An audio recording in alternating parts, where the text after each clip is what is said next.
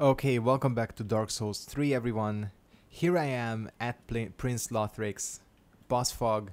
Gonna try this build like I said at the end of the last episode. I think what I'm gonna do is we'll give this like 2 or 3 more attempts, and then I'll start cutting out all the failed attempts, and eventually I'll succeed in taking these two down. But yeah, not exactly the best fashion Souls, you know. Me wearing Artorias, Sisset, from being all knightly and using a fucking pickaxe. But I don't care. Let's go ahead and see if this is better or worse, because it seems like you can counter this guy pretty easily. That is the worst way to start off. 303. You know, don't see too much of a difference in damage. But I'm already off to a terrible start with me taking this much damage. The problem is, I think this weapon might be too slow to like effectively counter him. Whoa, okay, yeah, that's the one. He has that when he jumps up. See, I got the counter there, 339. That's cool, I like when he stands up. Actually, this is doing kind of better. Oh, that's what you can do. Yeah, I just wasn't positioned correctly.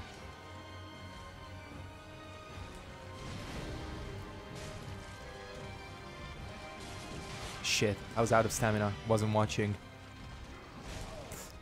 I'm getting fucking destroyed here. I was doing much better than this.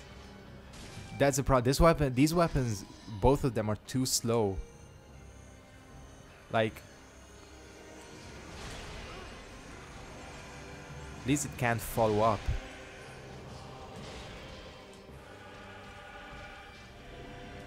This is punishable.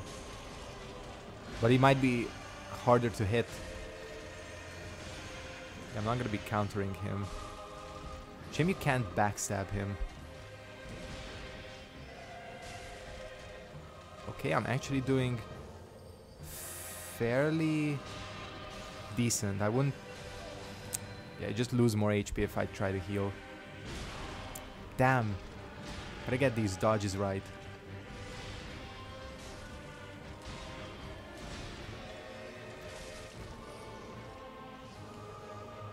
Is he doing it again? No. I'm gonna heal. Okay, thank fuck he didn't go for Soul Spear. This is the one I don't know what to do against. It feels like you have to... Damn you. That fucking Soul Spear is so annoying.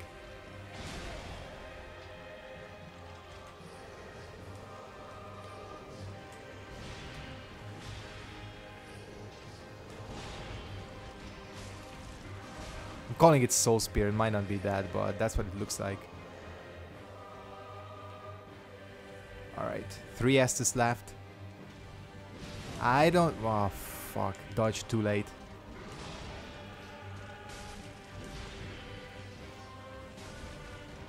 Can hit both of them. Even if I get into the rhythm, I'm doing okay. Oh. Okay. No, don't fucking kick him. Shit. There's an AoE. Okay, and he revives him pretty quickly, but not to full health. Okay, that wasn't actually terrible. Thought I would do really badly with the pickaxe, but actually I didn't. I think, you know what, we'll just leave our shield behind because it doesn't matter. I just have to get good at dodging him or them, whatever. So we'll give this one more attempt, I think, and then I'll start editing. But, you know, one by one, I can feel myself improving. It's still getting the timing right on these dodges. The only thing I don't know what to do about is when Lothric casts the those little spell orbs, and then the other one, I don't know what the other one is called, I keep forgetting. And then the other one teleports. That's the one I don't know how to avoid. Because it feels like you're gonna be hit by one or the other. And somehow I always get hit by the swordsman. What is his name? I'm gonna have to check because I don't know. Is it like Lorien or something? Cool. Let's buff up. This is, again, is not terrible, the strategy. But what I mean by that is the terrible start. This is how I started in the previous attempt too. And I managed to pull it back. Got a counter. He used to like whiff a lot before. He's not doing that so much now.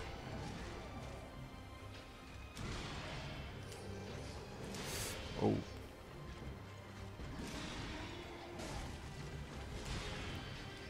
Doesn't give you too many opportunities to attack him, honestly.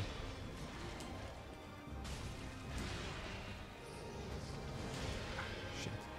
Out of stamina.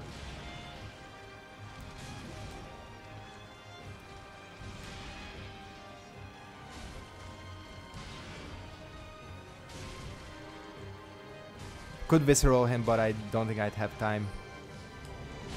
Shit, that's... You gotta be careful of that.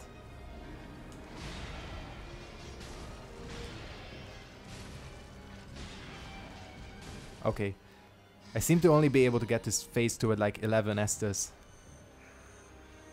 Okay, this is the one that's bullshit.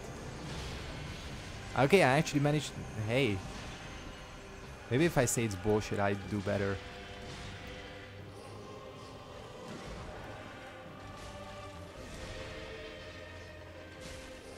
Okay. Best I've done. Doesn't track too much. Here it goes again. Shit. This is what happens. You get stun locked by the spells. Okay, I'll take that. Damn you. You have to find them really quickly when they teleport away. Okay, well, again, like I said, it's time to start editing. I think it's gonna take me a while to succeed here.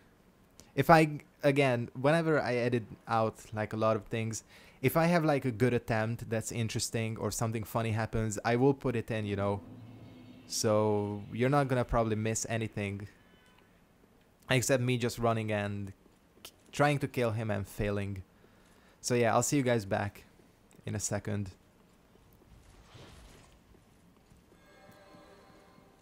Okay, here we go. I'm gonna go ahead and try Dark. I switched around my rings a little bit. I now have the Sun Princess ring because I was checking the... Oh, nice. The Strength ring was giving me like 5 points of AR. So I was like, you know what? I might as well have something more useful. I don't know if this is more useful, but yeah, we'll see. I'm using Dark because Dark is always a good bet against anything.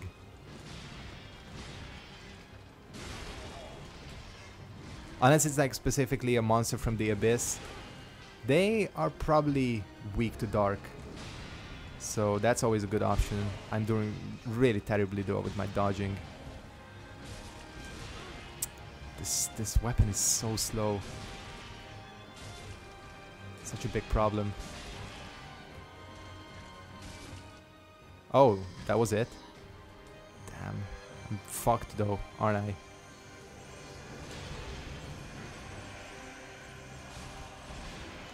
Somehow I hit both of them. That somehow whiffed. Alright. There's a long wind up on it.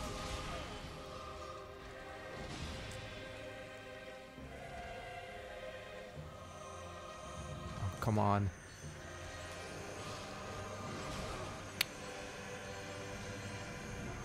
Couldn't do much against that. He's doing that shit again. That is the most annoying thing this boss does. At least it doesn't stun you like Aldrich's either. I mean, Aldrich's didn't either, so that's what I was trying to say. Sorry if I don't make sense sometimes. This is kind of taking up a lot of focus here. Maybe I should shut up. Did they just do a fake out?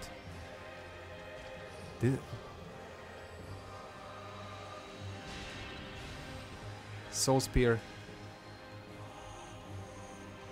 Teleport.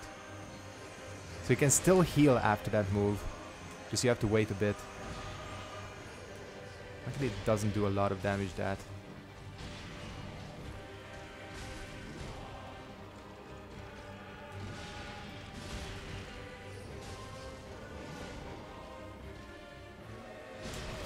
Shit. That always takes me by surprise.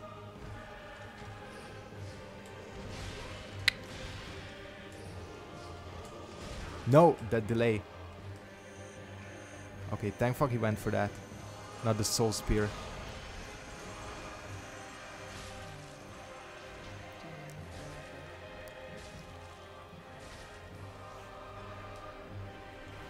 Give you enough to dodge away as well. Oh shit, I nearly had them. Yes? Did I get him?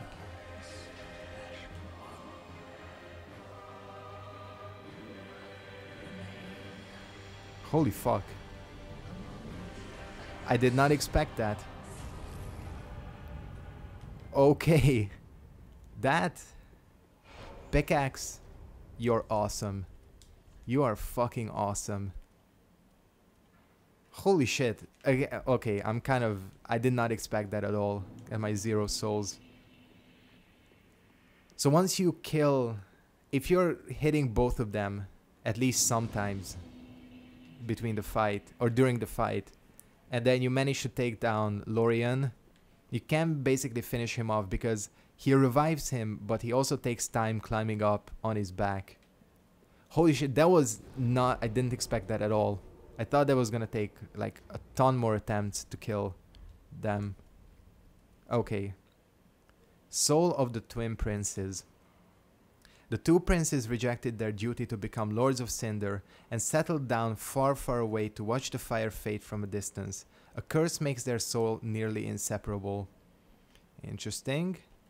We also have... Oh, I haven't given her this. It looks like 2 blueberries. Oh, are they? Okay, Cinders of a Lord. It's just like his head. It's kind of morbid. The Lothric bloodline was obsessed with creating a worthy heir, and when this proved impossible, resorted to unspeakable means. Suffice it to say, the path to linking the fire is a cursed one indeed. So we know that the Queen of Lothric is probably Guinevere. And the King of Lothric is Osiris, I think. So I guess they kind of... The only thing I can think of is that they chose different means to make an heir. Essentially, Osiris chose... What the hell? Grammar. Chose to study the dragons and attempted to make an heir that way. And apparently he succeeded because Ocelot, I don't know. It seems like he might be real. Seems like not. Maybe he's just imagining. And then I guess Guinevere did something unspeakable and got this guy. But they were, like I said, or like it said here, a curse makes their soul nearly inseparable. So really weird. Maybe they like fused 2 souls together to get one like person. Really interesting because that guy didn't look to be in the best of shapes. And even I think this says, because I have his stuff, don't I? The prince destined to become a lord of Cinder was cherished by the royal family despite being born into illness, a frail and shriveled child. Yeah, so maybe he was frail and shriveled because he didn't have a complete soul, because he was sharing a soul with his brother. Okay, let's see what we can make from his shit. Or their shit, I guess. Really interesting lore-wise, because... I mean, honestly, I kind of understand where he's coming from, you know. Just like, not wanting to be a lord, you know. The idea of just like letting it all fade. Because essentially that's what we did in Dark Souls 1, if you chose the Dark Lord ending. And Dark Souls 2 as well. Just like left it all behind. So I kind of get where he's coming from, you know, not wanting to be a lord. Because essentially, the thing is, like, he didn't choose to be a Lord of Sin. Because all these other assholes, like Yorm, the Abyss Watchers, and Aldrich, well, I guess not Aldrich, but you know, the other two, they volunteered to be Lords of Cinder. And they were just like, you know what, nah, we're not gonna do that. And left. But like Lothric never actually had a choice. So I almost kind of feel sorry for him after slaughtering him with a pickaxe. But you know, tough times happen. Alright, Ludleth. Found her, did we? And the black eyes that shimmer within my sea. 'Tis as if it were but yesterday. We did all we could to spare her from me. Much has happened since. Mayhap I should apprise thee of what the thin light of these eyes might reveal to the eyeless firekeeper. Scenes of betrayal, things never intended for her ken, visions of this age's end. Okay, we're gonna talk to him. Yeah, let's talk to him. Show a world destitute of fire, a barren plain of endless darkness, a place born of betrayal. So I willed myself Lord, to link the fire, to paint a new vision. What is thine intent? I don't really know. Show a Oh, world I did not mean. Why did I do that? a barren plain of a place. So That's really interesting. now. So, let's just think about this. So the untended graves really were the past. Because he said, like, you know, a place of infinite darkness. And I guess they removed the eyes of the firekeepers because they can see... Maybe it's that they can see the whole cycle. You know, they can see that, you know, whether the fire fades or you relink it is just part of an endless cycle. And maybe that's why they can see that, and that's why they take their eyes. And then it almost seems like, so the untended graves was an age of dark, and then Ludleth came and linked the fire, and now we have this age. And maybe that's why he's the only lord that hasn't left. I don't know, just thinking. Don't know, I'll get into lore maybe on consequent playthroughs, you know, I gotta read up on some stuff, but really kind of interesting. So we kind of get finally some more out of Ludleth. Okay, what do we have? Lothric's Holy Sword, Faith Weapon. Prince Lothric's Straight Sword, blessed by Emma with potent magic. Young Lothric was meant to be a champion and was expected to wield this platinum sword, but some things will remain distant dreams forever. Yeah, because he basically wasn't able to. Sacred Lothric Light. Assume stands to imbue sword with sacred light. Use stronger. That's what basically he was doing during the thing. And we have Lorien's Greatsword. We can actually get this. Ultra Greatsword of Lorien, Prince Lothric's older brother, cast in smoldering molten steel and stained black. Before Lorien embraced his brother's curse, he was a knight who single-handedly slayed the demon prince, but the victory eternally scorched his sword with flame. Looks to be, again, pretty much the same as... I'm gonna get this. I want to see how different this is to the Profane Greatsword. They're even next to each other. Like, oh, because this one actually deals fire damage. Yeah, it looks different too, but I'm assuming the moveset is the same. Yeah, the moveset is the same. And I think they even have the same... Oh, you just... Okay, the difference is that... This one just lights up on its own. You know what? It's not even...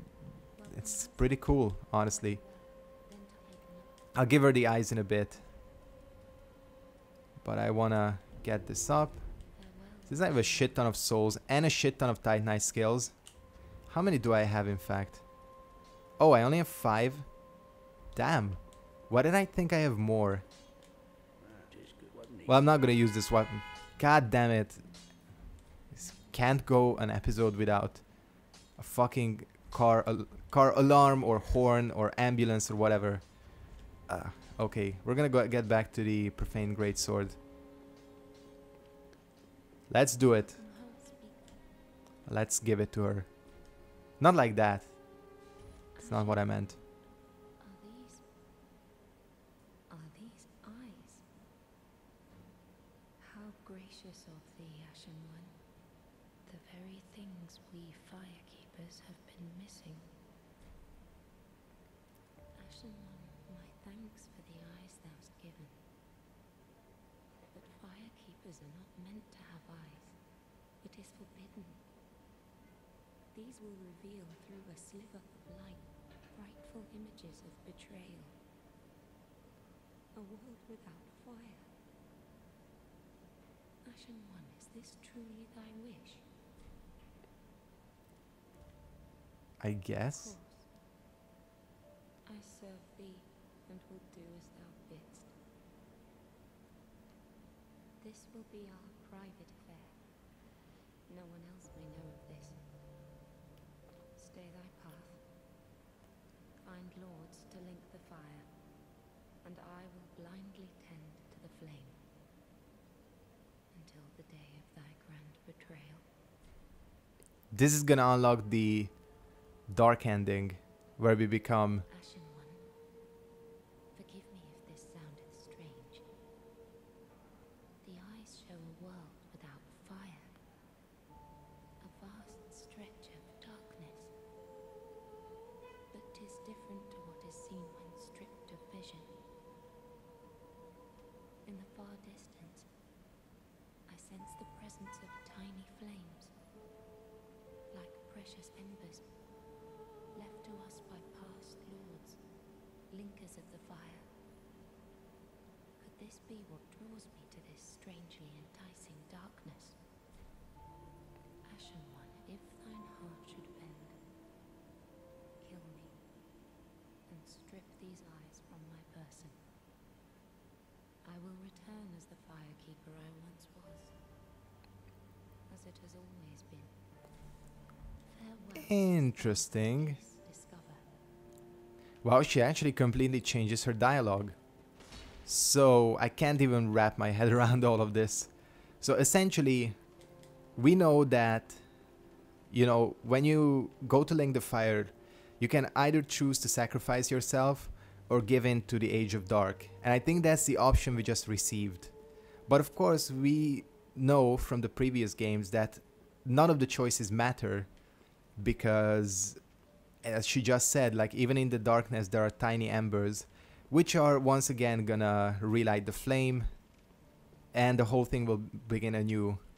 So when we were in the untended graves, that is essentially what we saw, like an Age of Dark. We were in an Age of Dark, and then Ludleth came along, linked the fire, and now we have this age. And now we have both options. It's kind of still weird that we never got to go to this place. It might be, it doesn't look like Lothric Castle though. Like, it looks similar, but it's not. So I still don't know what this place is.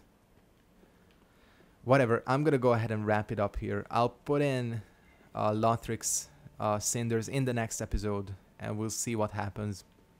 I want to thank you guys very much for watching. Hope you enjoyed this episode of Dark Souls 3, and I'll see all of you next time. Goodbye.